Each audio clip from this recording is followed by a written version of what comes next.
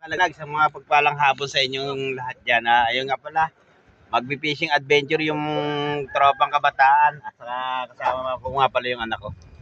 Pwede mo. Hello. Ayun, lalaglag pa yung ano.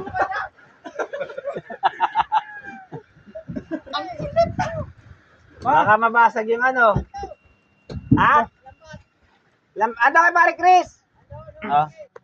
Ayan, mamaya mga kalagalag, abatan nyo kami doon sa sa fishing spot na pupunta namin ngayon. Sa gabi nga pala yung yung manghuhuli kami ng puset saka ng isda. Yon, antabay lang kayo diyan. Ayun nga pala, Lolong. Kuhay naman diyan. Yon, oh. Ang galing yan. Kita-kita tayo doon mga kalagalag. Kasama din.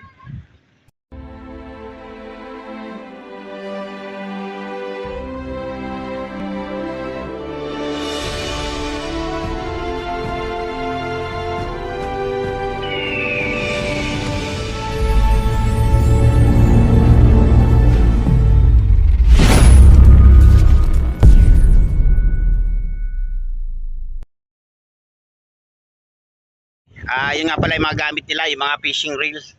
Ayan siya. Bago lang. Mga bago yato eh. Mga bago-bago lang. Yun, mga Bago bago. mong isda.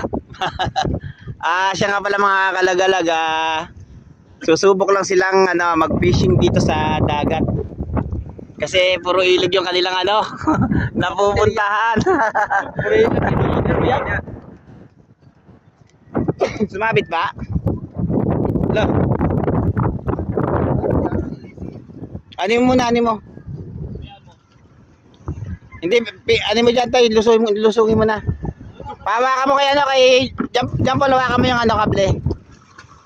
Patanggal mo lang kay Buso. Medyo maulap ang panahon ngayon.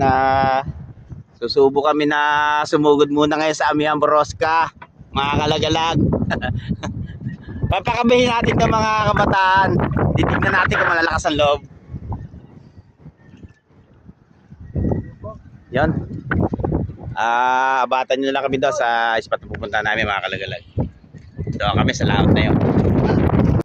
Kaya mga kalagalag, takbo na kami.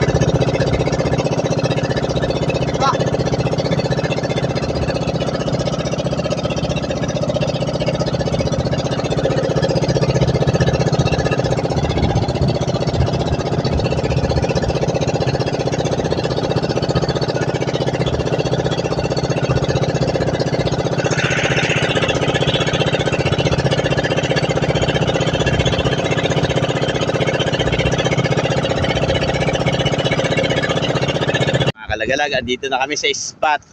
Medyo mag-iinit din yung yung aming pinunta kasi medyo malakas ang panahon. Kung doon kami lalaot sa dambar ko, marurugado itong mga bata.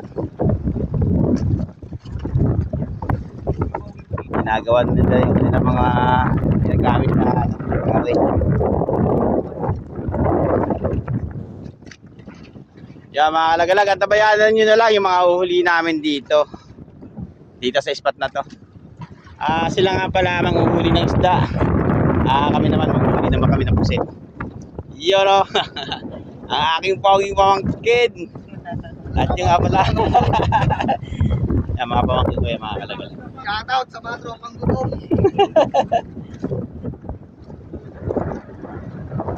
Grabe, lakas ng hangin.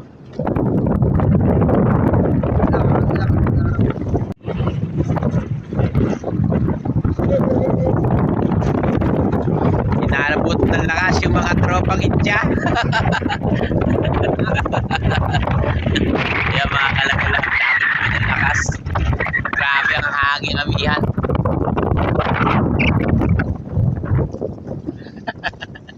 Yoro.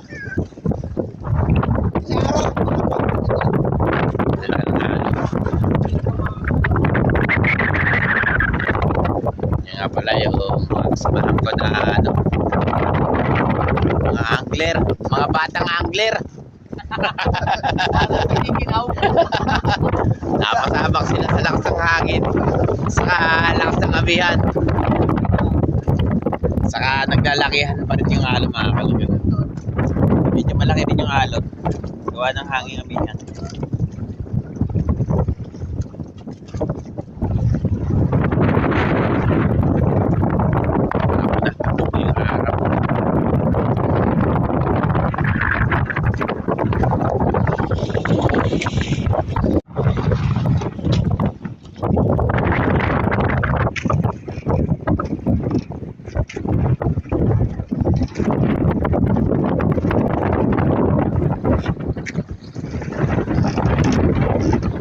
Ganda ng ano, ng view ng araw.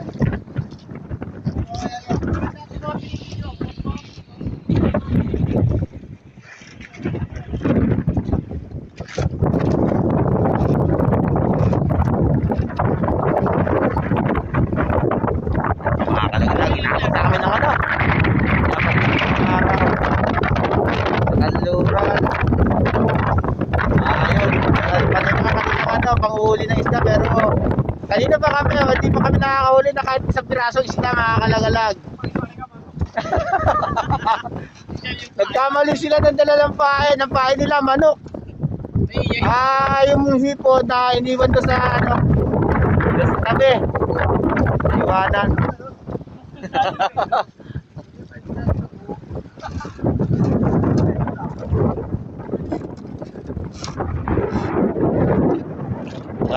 Mamaya baka umimbaw kami doon sa bandang laot na yan, makakalagalag kasi kanina sobrang lakas pa. Kaya medyo makalma-kalma ng hangin. Sa gabi kami makakalagalag, manguhuli kami ng pusit. Saka sakali man na makakuhuli ng pakoko. Kung ano man yung mahuli namin sa gabi. Ayan, mamaya makikita nyo. Shoutout sa mga tropang angler, mga kabataang angler dyan, no? Ayun. Mga baguhang angler, mga kalagalag, mga kasama ko sa ano, sa laot. Araw din ka sa araw namin mag-adventure.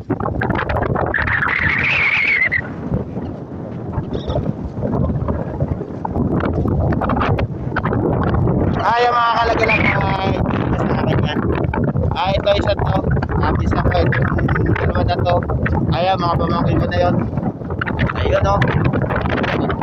Ayun, yung nasa uli, mga kalagalag. Ayun, yung anak ko. Yun. At ito nga lang pala yung kanyang kaibigan, si Lolong. Yun.